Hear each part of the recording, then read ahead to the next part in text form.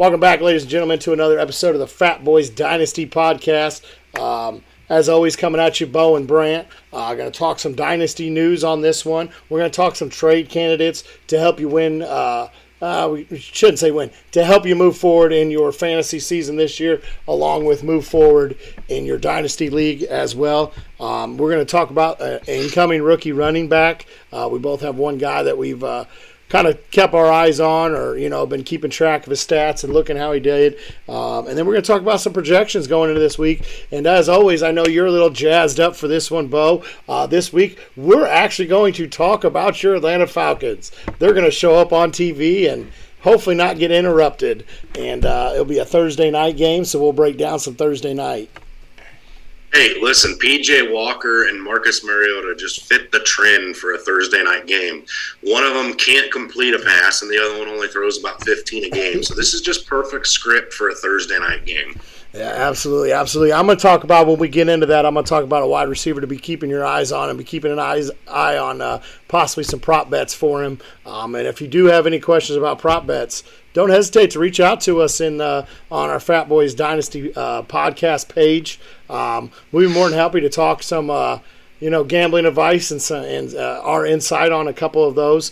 Don't hesitate to reach out. I know we've done our fair share of making decent money on some of these props. So we're definitely always up to talk some football with you guys. Don't hesitate to message us.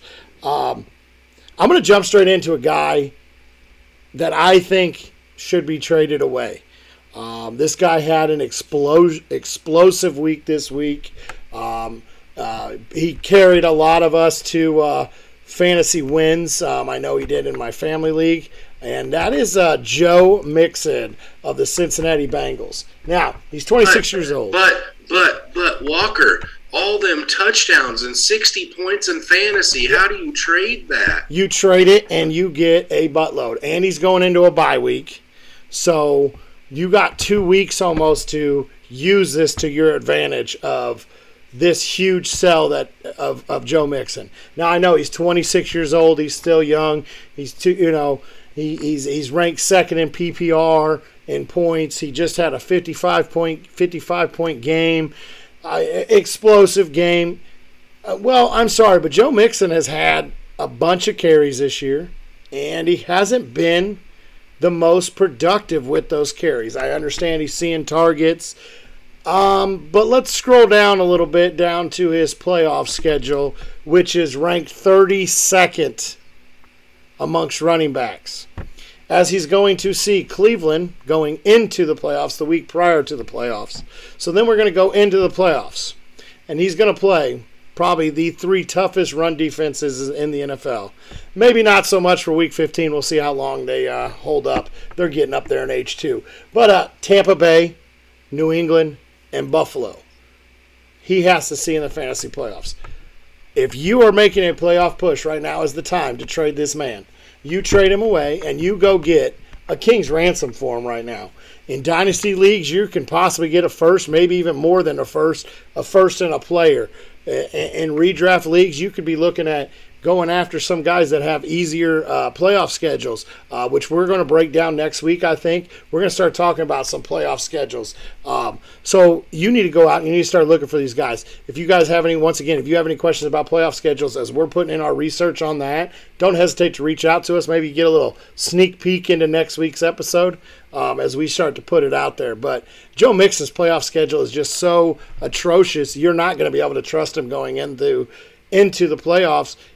And he could be a guy, we saw this last year with Jamar Chase, where he blew up the week before the playoffs, then hung a whopping 2 points in the first round. Well, guess what? He's the reason you didn't make the championship. If you're holding on to Jamar Chase, and he's the reason you don't make it out of the first round. Joe Mixon's going to be that guy this year, and I honestly believe that.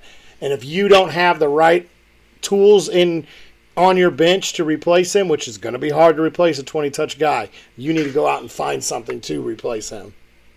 Yeah, I also want to say too, Brant, that this 55-point plus explosion is the best that he's ever had. This is not completely unlike Joe Mixon to have a huge game and then a complete disappearing act for the next several weeks. So that's definitely something to keep note as well.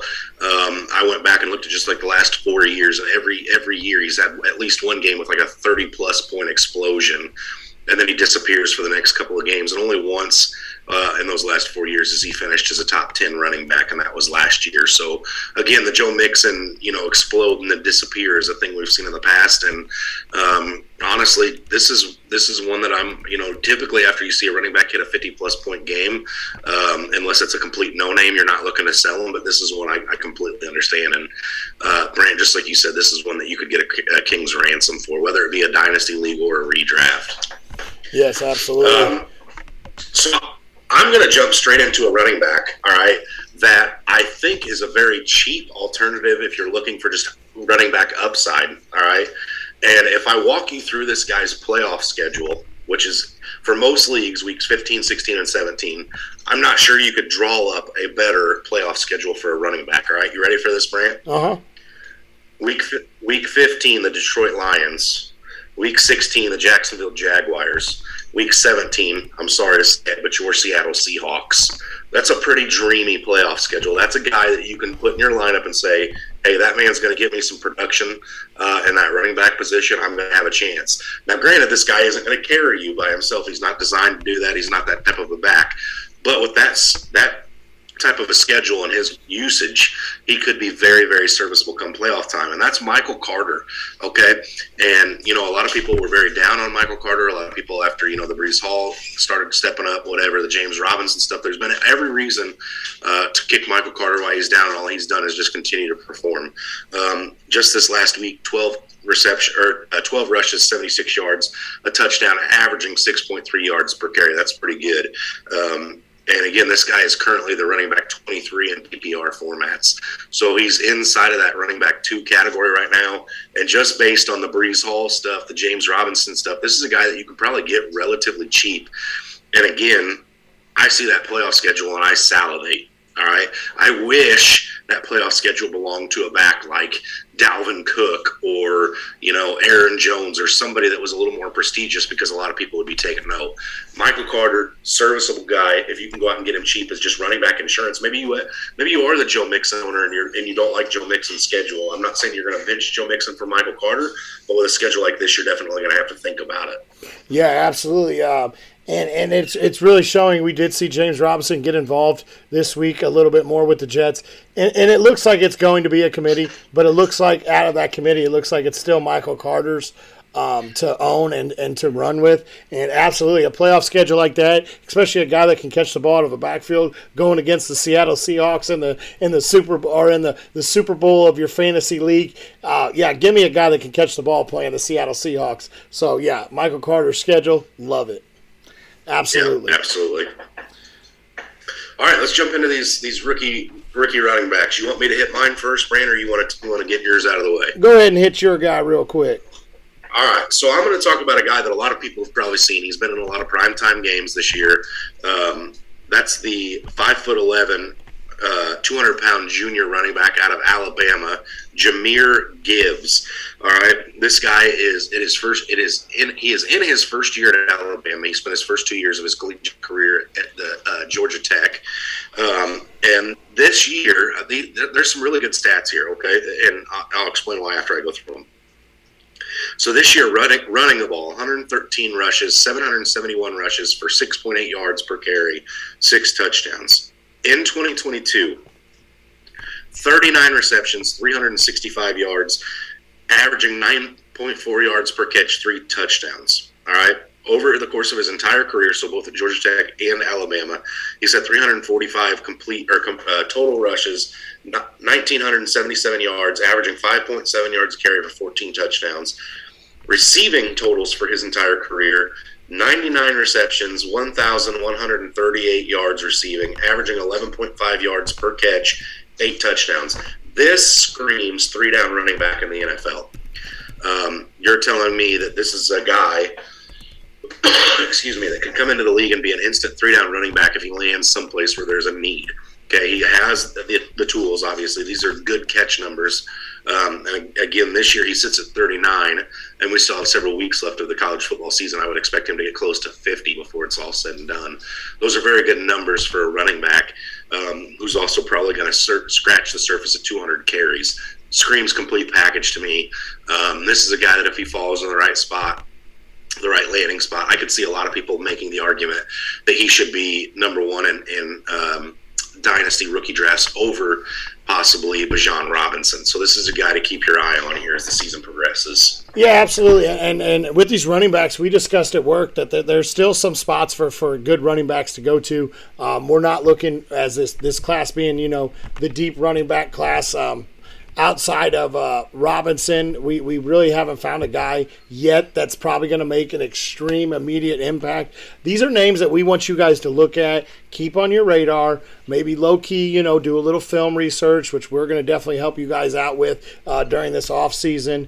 But you got to keep these names in mind. These are guys that maybe they don't make that immediate impact, but when it comes down to your dynasty league, you really want to hold on to these guys. Prime example was Kenneth Walker. He went into a spot behind Penny. Well, guess what? A lot of people started fading him when he went to Seattle. Well, look what he's doing now. So these are guys that you may have to hold on to, but you want to keep these names in your mind.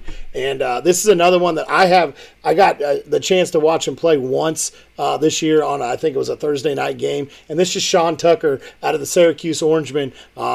And he's 5'10", he's 205 pounds. He is only a sophomore, so he has to declare to come out. But he has 155 attempts, 777 yards, 7 touchdowns, averaging 5 yards per carry. Now, he's gone in, and here's his reception totals over the last 3 years. This year, he's got 34 receptions already. Last year was 20, and his first year was 8.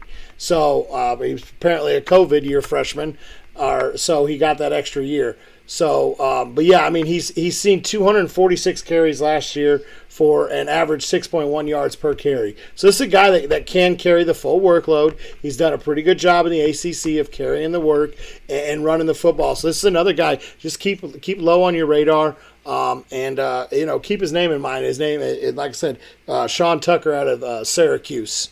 He's one of them Orangemen.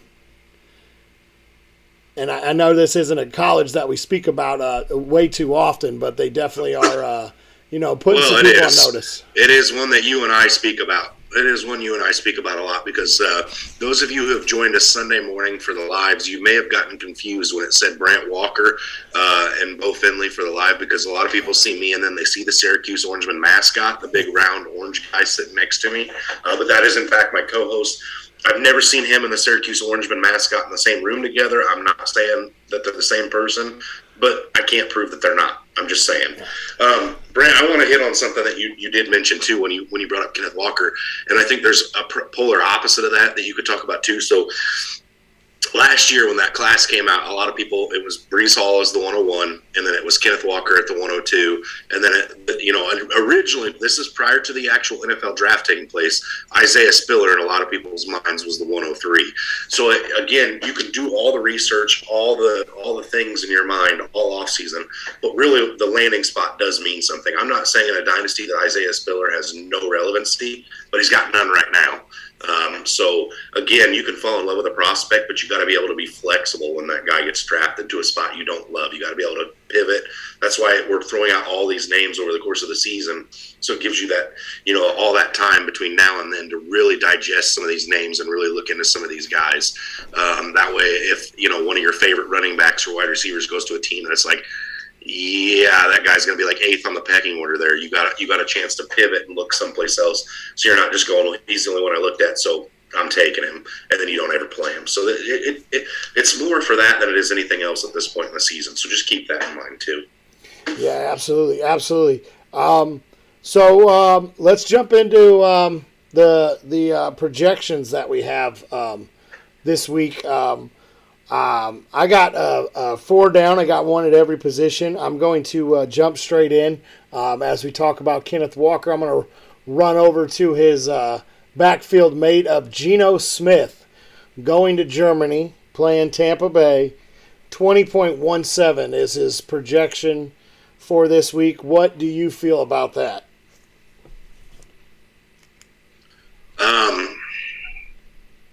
I think this is going to be a tough week for him to get his 20 points. I'm not saying it's not possible. I just think that Tampa Bay team's really hungry right now. They didn't look good this week against the Rams. I talked to a person that I wouldn't necessarily call super intelligent when it comes to the Tampa Bay Buccaneers, but I would call them very invested when it comes to the Tampa Bay Buccaneers. And they told me this is going to be a get-right game for the Tampa Bay Buccaneers. So with that being said, I look for Kenneth Walker to go for 25-plus points. So with that happening, I think it's going to be a Kenneth Walker game. I'm going to say Geno gets close to the 20, but I think he's just going to be south of it. So what you're telling me is Tom Brady's going to be on the airplane doing some high knees, getting ready just like old Russell Wilson did. Got to get ready for that game so they can win an overseas game. I'm not sure how high those knees get anymore. Yeah, that's true. I have him for under as well. I have him between 15 to 17 points this week. He's only hit this point. He's only hit over 20 points 3 times this year. I expect it to be a Kenneth Walker game. They're traveling. It's kind of new territory for some of these guys on the team. Seattle's young, so I expect them to lean on what they know. And right now what they know is feed Kenneth Walker the ball and let him run. And we're going to milk the clock, and we're going to keep the ball out of Tom Brady's hands the best we can. Because, let's be honest, Tom Brady, he's still the GOAT. He still has the ability to pick apart a young defense, and that's what Seattle is. And I expect him to pick us apart pretty easily. So in order for us to stay in the game, we're going to have to keep the ball out of his hands, and that's going to be Kenneth Walker. So I look for Geno to be a little under. Speaking of Seattle quarterbacks and high knees, I've got Russell Wilson at Tennessee this week, projected at 20.5 points against the Tennessee defense. What's your take on Russell Wilson this week? He has to go under because he's not better than Geno. Duh. No, I'm just kidding. They're coming off I believe, a bye week they had last week. I expect him to go over. I expect him to have spent most of this bye trying to get this team right. I expect Denver to come out, and I expect them to come out on fire this week. I expect a good performance out of Russ. I think you're going to see him use his legs a little more than you have in order to keep himself upright. And so I expect him to be right around that 20. I'm going to go ahead and say, I'm going to go ahead and say he goes over. Yeah, I like Russell Wilson to go over his projection this week as well. I really like Jerry Jeudy and Cortland Sutton this week too, along with Greg Dulcich. I think this is definitely a get-right game for Denver. I know we're all tired of watching them in prime time, and thank goodness we don't have to this week. So with less eyes on the Denver Broncos this week, I think Russell goes over.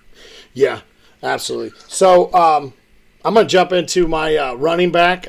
He plays it's Saquon Barkley playing the Houston Texans, and his projection is at 22.05 PPR points this week. What do you expect out of that? Listen, we saw Derrick Henry absolutely torch the Houston Texans 2 weeks ago. I think you're going to see Saquon Barkley do very similar things. Not a whole lot of weapons on the outside for New York at this point. Again, Wan'Dale Robinson and Danny Dimes is not the greatest of quarterbacks. So I think you'll see less than 30 carries for Saquon, but I could still see him this being a multi-touchdown week. I'm going to say he goes comfortably over the 22 points. But Saquon's only gone over 22 points twice this year in PPR leagues.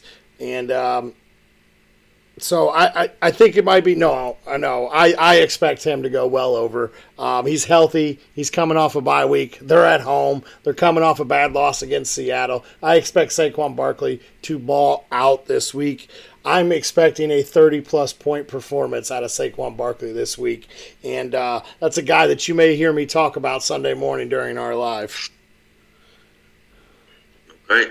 So, we both went ahead and took our running backs here, so I'm going to hit you with my first. I've got a couple, but Miles Sanders hosting the Washington Commanders this week, projected at 13.9 points, so basically 14 points. Does Miles Sanders get there this week? Oh, that's a Monday night game. They're coming off their Thursday night win against Houston. his projection. I expect him to be right there. I'm actually going to say he goes a little bit under. I expect Gainwell to get a little bit more time with that offense in the fourth quarter because I expect them to be out to a pretty decent lead. So I'm actually going to take Miles Sanders to go under his 14-point projection. Yeah, when I see a back like Miles Sanders at a low projection like 14, I always want to say go over because he's one touchdown away from being there. So I think I'm going to put him at over. That offense is in the red zone too much for him to go under, in my opinion. I think I like Miles Sanders at 14 this week. Okay. Why don't you go ahead and hit me with your second running back before I jump into my wide out? All right, gladly will do so. So this running back, I think this projection teeters on some things, but I've got Devin Singletary hosting the Minnesota Vikings, projected at 12.8 points fantasy. And when I say it hinges on something, it hinges on the arm of Josh Allen. Is Josh Allen going to play? What are we looking at with Josh Allen? I think that's going to be a big determining factor of this Devin Singletary thing. So I'm going to assume that they're going to take it easy with Josh Allen. Now, I think he still plays, but I think they're going to ask him to air the ball out a little less, maybe take some of that running off of his back this week. This is a game that they need to you can't really say get right because they've looked amazing this year. I know they had a down week against the Jets, but this is almost a get right spot for them. And I think that you see some of the work get taken off of Josh Allen this week. So I expect Singletary to go over his 12.8 projection. I really like him. I know Minnesota's up there as a competing team in the NFC, and they have a very well-rounded team. But I expect Devin Singletary to fall into the end zone and possibly see multitude of dump-off passes too early in. I don't know how much we'll see Allen air the ball out. Now, if he comes back and says, hey, I'm healthy, I'm 100%, then I'll probably have to retract this statement, but I don't see him being 100% this week. If he comes out and says that, he's absolutely lying. There's no way after that shot he's going to be healthy. I could see him playing, but if he does play, I expect a very high dosage of Devin Singletary. If he doesn't play and it's Case Keenum, I expect a very high dosage of Devin Singletary. I like Devin Singletary as the over basically 13 points this week. Okay, absolutely. So I'm going to go with the guy that a rookie wide receiver this week, and that is Mr. George Pickens going against the New Orleans Saints with a projection at 10.42. What do you think about that?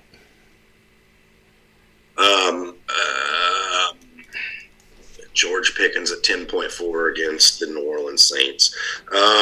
I'm going to say he gets right near it, but I think he's going to be a little bit below it. I just think there's going to be too much Pat Freiermuth, too much Najee Harris, and too much Deontay Johnson this week for him to go over it. So I'm going to say he's right around it. I won't say under, but I'm going to say right around it. Okay. I'm going to say he goes over. I expect him to find the end zone this week. They had their bye week. This is one of the, obviously this is a reoccurring theme for me, talking about people coming off their byes. But they had their bye week this past week. I expect that team to be looking to get right. He's coming in as the number 2 after losing Chase Claypool. I expect him to go pretty decently over it. I honestly would put him on a fringe, possible flex start this week, maybe even a wide receiver 2 start. I expect him to find the end zone this week, and I like George Pickens to go over. All right, perfect. Let's stick right with that same game because I, too, took a Steelers wide receiver this week. Deontay Johnson, also in that game against the New Orleans Saints, projected at 12 points. I'm going to say he's right at. I'm going to use your pretty much the same thing you said about Pickens. I'm going to say he's right at. He's going to find the number 1 coverage. The thing with Johnson is if he finds the end zone, he's going well over this. So I think Pickens is the one that finds the end zone this week. So I'm going to take Johnson to go just a tad under. I think the reason I said comfortably for Deontay Johnson is because I expect a massive week for Deontay Johnson. I do think Pat Freiermuth is going to be the biggest beneficiary of the Chase Claypool exit. They both ran the middle of the field very similarly. But I think Deontay Johnson could be 12-plus targets this week coming out of the bye. You want to get back on track. Mike Tomlin's not looking to lose his job. And you're going to get back on track by getting the ball into your best weapon's hand. And I think that's going to be 12-plus targets for Deontay Johnson this week. So I think he gets well over 12. Okay. All right. So my next one is the tight end who received 1 target last week. And That is Mr. Tyler Higbee going against the Arizona Cardinals at projection 11.19. What do you think about that one? Projected at, what is it again? 11.1. So basically 11 points. I'm going to say, even though Arizona is the worst team against the tight ends in the National Football League, I'm going to say that Arizona actually stays pretty comfortably with Higbee. That Rams offense is one-dimensional. It's Cooper Kupp at this point. I think Higbee will have a few receptions. I just don't think it's enough to get him over 11. Yeah, I don't think Higbee's a good streaming option this week. I expect them to, with how bad their lines looked, I'm not sure what they're really going to do, but I expect Higbee to go underneath that 11 points. I don't expect this to be too big of a shootout. It's an in-division game, so I expect it to be a lower scoring affair, so I don't know how I feel about him going over 11. I'm going to say under. Yeah, I've got a tight end here as well. I've got Cole Kmet versus the Detroit Lions projected at 6.7 points. I'm going over. They got Cole Kmet involved in the red zone last week. Justin Fields looked real good. I'm taking the over for Cole Kmet this week. I absolutely love him as a valuable streaming option this week. Yeah, I've got Cole Kmet on the over pretty comfortably as well. He's hit it the last 3 weeks. He's gone over his projections. Obviously, finding the end zone twice last week was absolutely huge for him. I think we're all finally starting to get out of Cole Kmet what a lot of us thought we were going to get at the beginning of the season. So definitely Cole Kmet season, if you will. I like him for over. So let's just jump right on into this Thursday night game. There's not a whole lot to say about it except for the fact that I'm damn excited for this game. It's not very often my Falcons are actually on TV, so I'm going to be glued to my chair watching this game. What better matchup could you ask for on a Thursday night than P.J. Walker and Marcus Mariota? But there really is. There's a lot of talent. You got Cordero Patterson, Kyle Pitts, Drake London, Dante Foreman, Chuba Hubbard, DJ Moore, Terrence Marshall. Definitely a lot of good-looking players that we're going to see, and probably more fantasy relevancy in this game than there should be. But I could see a lot of people being nervous and wanting to bench guys like DJ Moore or Drake London or whoever. I wouldn't think anybody's benching the running backs in this one, but I could see a lot of people benching some of the other skill positions. Yeah, absolutely. I expect this game to actually be a very high-scoring affair. Both defenses have been struggling lately, so I expect this to be a high-scoring affair. Your defense has been banged up a little bit lately, so yeah, I expect it to be fun. I expect it to actually be a little exciting on a Thursday night. I actually expect, and I'm actually excited to watch it. Now, one name that I'm really looking forward to, you've already said, is Terrence Marshall Jr. I absolutely love him this week. I'm going to be looking into some of his prop bets, his yards, his receptions, and I'll be taking a deep dive into those and possibly putting my money where my mouth is talking about him. Yeah, I just want to say that my struggling team's defense has only given up 30 points twice this year, so I wouldn't say they're too bad. All right, let's give them a little bit of credit. I threw some credit at your Seahawks last weekend. I want a little in return. Well, there's been a lot of turnovers created by that daggum Atlanta defense this year. Yeah, you guys have just been a little banged up over the last few weeks, so it's been a. I couldn't even tell you what last week's score was, but I know there was some points hung up in the last few weeks against you guys. We actually kept the Chargers to a lower score than your Seahawks did. Yeah, well, that could also be because they didn't have any weapons. Yeah. But I don't think they didn't have Keenan Allen when you guys played either. So, but anyway, we're running out of time here, so let's tie this up with a bow. 10 a.m. Eastern time Sunday morning. Join us for your start sits. You can watch Brant panic in his chair a little bit as the Seahawks are on at the same time as our live. Thanks for tuning in, guys, and as always, stay hungry. Stay fat, my friends.